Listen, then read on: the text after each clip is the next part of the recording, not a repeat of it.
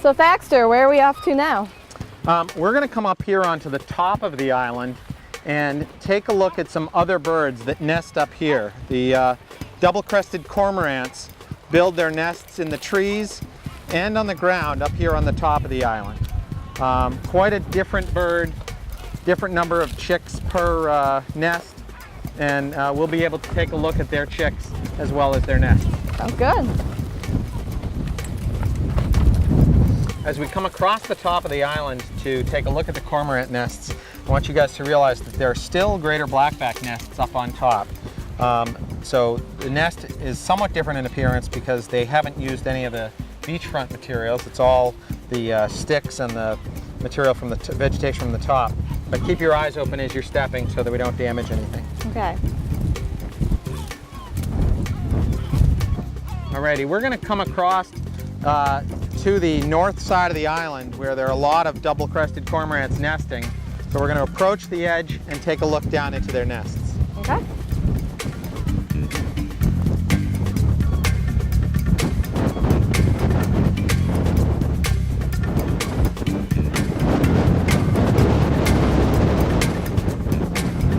Wow.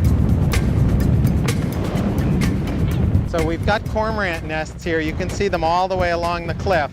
These are the double-crested cormorants, and they, as well as building them in the trees behind us, they also build their nests right on the face of the cliff. So we may see some chicks, we may see some eggs.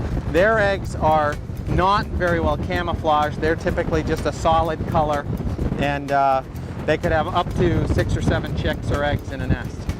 Alrighty, let's come away from the cliff face where it's a little less windy. And I'll just mention a couple things about this island, because this is a small island out here in the middle of Fisher's Island Sound, and it's been host to a variety of different assemblages of nesting birds over the decades that we've been coming out here. In the mid-'80s, if you came out here, you'd typically find greater blackbacks and herring gulls almost exclusively. That was pretty much all that was nesting on the island. Then, as we went maybe 15 years ago, we went through a period of time where a lot of different species moved and started to nest in the vegetation. There was mature vegetation up on the top of the island. We had glossy ibis, we had little blue herons, we had great egrets, snowy egrets. A wide variety of birds nested up on the top and shared the island with the herring gulls and the greater blackbacks. And then most recently, the top of the island has been dominated by the presence of these double-crested cormorants. And the cormorants have started nesting up here, and just through the process of producing tremendous quantities of guano where they nest, that has knocked down and killed the vegetation back, making it inhospitable for all of the glossy ibis, all those other tree nesting birds. So that now we find that the island is dominated by double-crested cormorants and greater blackbacks at the expense of all of those other species. So it seems like these cormorants have kind of came in and taken over this entire area. Does that make them an invasive species? It certainly makes them a very successful species. They've moved from an island nearby where they had a small rookery on a beach face and taken over the top of this island. So to the sense that they've invaded it and displaced the other species who were here, that's true. Certainly they're a common species throughout this area and have caused problems in other areas as well in terms of displacing other birds. So it's certainly changing the context of the island, and as to whether or not that's a good thing or not, that's for someone else to say. Now, I saw a gull come in and take one of the cormorant's eggs. Is that really common?